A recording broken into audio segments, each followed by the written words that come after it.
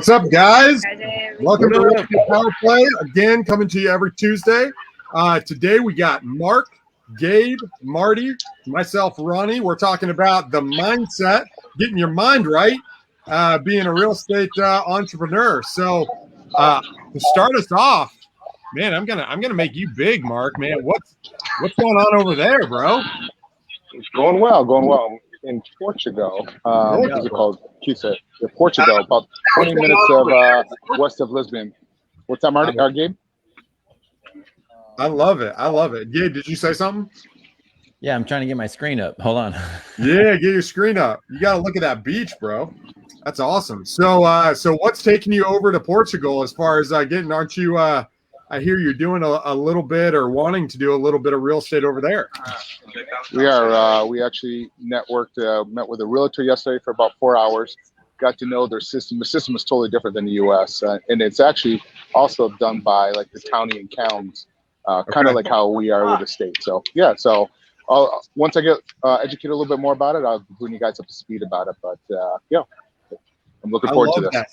So, we're talking about mindset today, and Mark, I know you can't stay with us the whole time, so I'm gonna focus on that. But how do you change your mindset to not only be able to travel and invest virtually in the United States, but opening up to, I'm actually gonna invest and buy a property over here? Like, what does it take to kind of go bigger and think like that? What were some of those hurdles you overcome, and what does that look like, man? To me, there was no hurdles. You just got to go for it. You know what I mean? You just kind of go through. I mean, I guess just learning through the past years of experience in real estate in general. I mean, just like you guys. I mean, I see you were in Ireland not too long ago. I see Gabe, he's traveling all over the place, and Marty's getting ready to do his big event in a week or two. Yeah, and really, it's just a matter of setting a goal and just kind of building out from there.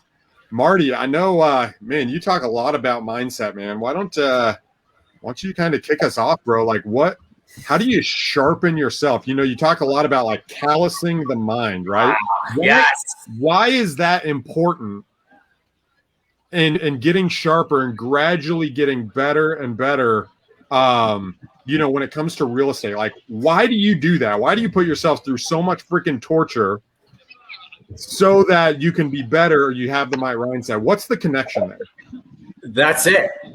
You're starting your day off, right? If you start your day off with a tough activity, a run, a cold shower, push-ups, whatever it is, you start off your day with a tough activity so that the rest of your day is not so bad, right? I like to fast until around 1 o'clock. So I don't eat until after 8:30. I'm done. So that like during that time, I'm just mentally getting prepared all the time for the conquest and the battle that real estate is every day. And that's why I do it, because I want to be the best I can be. I need to get that little bit every single day over my competition. So when I'm doing the things I know they're not, I have a confidence that helps me continue on. It's good. That's good. So it's about building confidence. Ronnie, those little wins, right? So for me, the confidence is having wins daily, little wins daily. So when I say to myself, and I keep a promise to myself, I'm not going to eat after 12. I'm going to get my run in. I'm going to do my visualization. I'm going to do my affirmation. And I do those things. That's how you build up wins. That's what leads to confidence, when you keep a promise to yourself. Gabe, I want you to weigh in a little bit. And I know you're kind of taking some of that stuff and then putting it into practice with kind of time management and your day and your week and what you're accomplishing. What do you have to add to that, bro? So what we do is, and I love it, Marty. It's so good.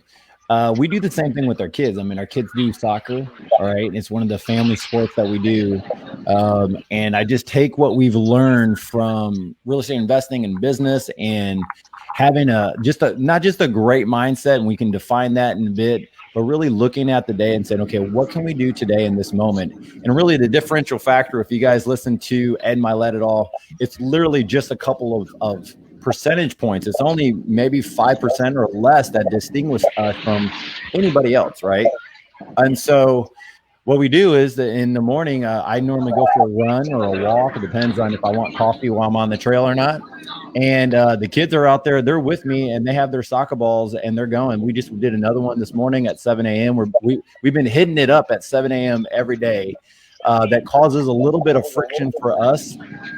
And we do some challenges while we're out there. And so what we do, though, is the exact same thing that we got to do in business. Is you have to mix it up every now and then. You got to be fresh with it. You don't want to be stale. You don't want to be just that vanilla normal stuff, right? And so to mix it up, you got to be willing to challenge yourself in the mornings and throughout the day as you go about stuff. So that's a little bit about what we do, and we could definitely dive into a lot more today. I love that. Anything to add, Mark? Well, I was going to ask you, what about your thoughts on how do you get yourself running into the mindset game? Yeah, I think on the mindset side, really it comes down for me is focus, right? I love the little wins, right? Because the little wins build confidence. And it also, what I like to say is it builds courage, right? Because it takes courage to jump into the business, especially when you're constantly exploring things that you don't know. People often don't want to do cold calling, right? They're like, God, I can't think about picking up the phone and calling people I don't know, and hitting a bunch of people with no. And one of the things I like to tell, especially people coming new, is, dude, if cold calling does nothing else, it builds your courage, and that courage allows you to get past call reluctance. It allows you to call the realtor in Portugal and say, yo, I'm looking to buy a property. I don't know anything. We sit down and talk about it because here's my situation. This is what I'm looking to accomplish. And you have kind of the confidence, the ability to go out in the unknown. I think it was Elon Musk who said, like, starting your own business is like eating glass and staring into the abyss at the same time, right? Like, you don't know what's on the other side. Yeah. You don't know what you're going to hit.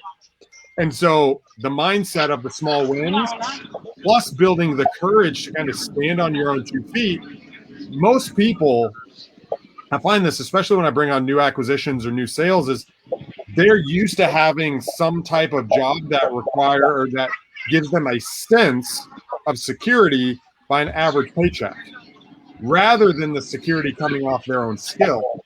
And so changing that mindset of, yo, my activity dictates my future, right? And being able to build that courage that, you know what, when I say I'm going to do something, I'm actually going to do it, which means my word means something, and it allows me to grow. So if I say I'm going to make 15 calls, I made 15 calls. If I say I'm going to talk to 30 sellers, I'm going to talk to 30 sellers. If I say I'm going to talk to 5 realtors, I'm going to do it.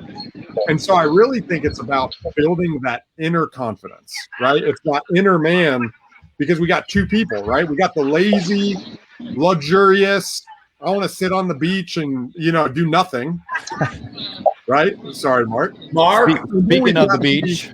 Right? Then we've got the other person where it's like, you know what? I gotta get to work. I got to do this, because if I do this, it'll lead to this lifestyle that I really want. And this feeling is what really matters to me. This lifestyle is what really matters to me, not today's comfort, right? And then you can really enjoy it when you get there, rather than just being lazy and not hitting your goals and not accomplishing them and just kind of being a bum, right? But nobody knows it. So to me, that's kind of what mindset means, is what are you doing on a daily basis that pushes you forward to being able to be more focused and to rise above kind of that average lifestyle. So we have courage in ourselves to build businesses and be the leaders to show other people how to do it too. So that's kind of, when I think about it and how it impacts the business, that's where I want to go. So I want to take a slight adjustment to mindset. How do we, so this week we had a guy reach out to us where he actually reached out to Mark and pushed over with a deal that's coming out, and come to us and say, hey, here's what I've got going on. I'm trying to put this deal together. I want to figure out how to work with you guys and kind of go through the details to get this deal wrapped up. How do you guys switch from, let me keep everything myself and do everything A to Z, to figuring out what aspect you're going to specialize in and what you're going to partner with other people on, how does that affect you guys emotionally? And how do you, I guess, enhance your mindset that the people you're working with really dictate your net worth? Anybody want to speak to that and what that looks like? Gabe? Gabe, Mark, what's up? Yeah, so you're basically talking about the teamwork aspect of spreading things out. Right?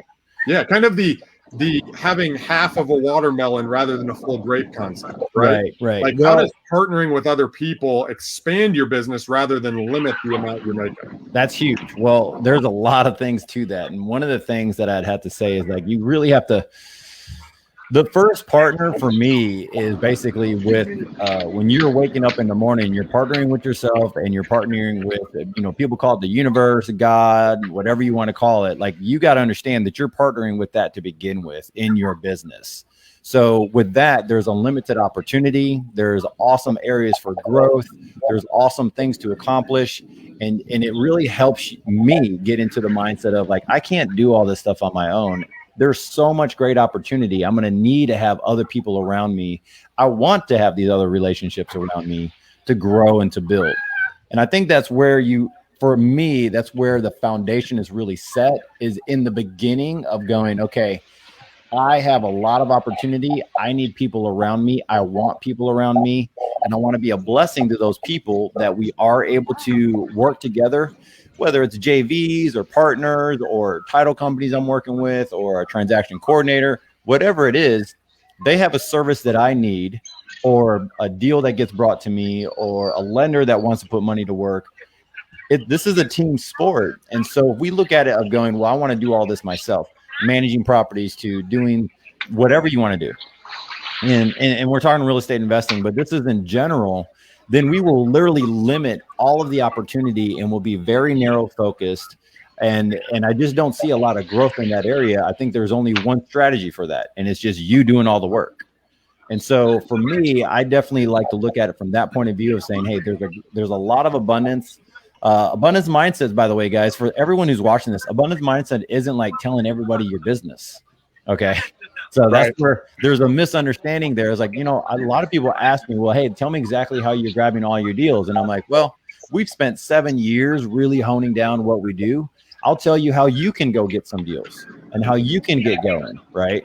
But how we do stuff, I mean, it's taken us a while to get all of our systems up and going, and we love it. The idea of being abundance mindset is understanding that there's enough opportunity for even all of us four to go. And we're so diverse in what we do that a deal, any one of us can go work on a deal together. It could be 2 of us on one transaction or all 4 of us on a transaction, depending on the size. So I look at it from that point of view, is like, there's a lot of opportunity. Yeah, I want to be able to accomplish more, and I can't do that just with me hitting my own wind resistance. Like, I need a team to do it. That's good. Marty, you got anything to add to that? Gabe said it really well. I actually think that we might have an ego that says, hey, I'm better than this person at this role.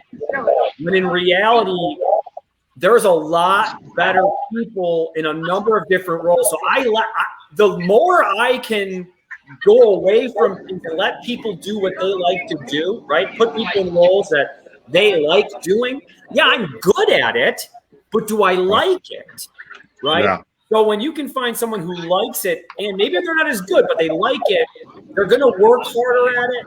They're not going to let things kind of slip through the cracks on things. They're going to take, I guess what it is finding a network of people that are going to take ownership of that part of the business. Then you really got something special. Well, and I think that taps into what Napoleon Hill talks about of like desire, right? Like having desire is a key element in our mindset, and probably one of the first foundational points of what do I want? What's my internal fire that propels me towards that? And if you don't like it, it's like, well, I probably am fighting doing that thing, right? Well, if that's the case, someone else wants it, someone else has the capacity to do it, and they're the right person, Well, you plug them in, even if I can do it well, I might not want to do that, right? And I think to make that even stronger, to kind of pour gasoline on it, the way I look at that is, well, now not only do they have the desire, but my favorite principle actually in Napoleon Hill is, the working for free concept, right? Or not, excuse me. I like the working for free, but the specialized knowledge concept, right? Of not only do I desire it, but now I have specialized knowledge that is above what other people have, which allows me to add value in the thing that I'm good at, right? And Mark, I would love to hear your thoughts, but in specialized knowledge, it's not only, hey, I know more than others, but I know I'm going to learn from everybody about this one topic, right? And I know, Mark, I know you've done a lot of this, but, I'm one people like, do you like education? Do you like reading that? I mean, obviously you got books, but there's also an aspect of like, hey, this one thing, I want to go to all the events. I want to buy all the courses.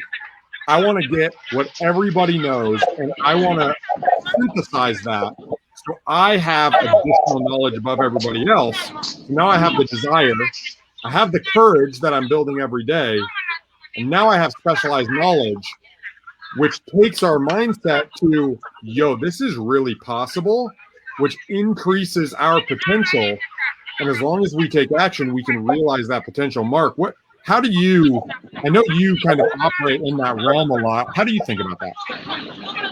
I'm going to be jumping off here in a second, but one of the biggest things for mindset for me, and I've always told people over the years, is like when they look at failure. Failure is, you have to look at it as a learning experience. That is, you're just failing. If you're not failing, you're not learning, and you're not moving forward. So keep that in mind. That's one of the biggest mindsets. And what do you guys think about like that? That's how I look at mindset. If you're not failing, you're not learning, and you're not moving forward.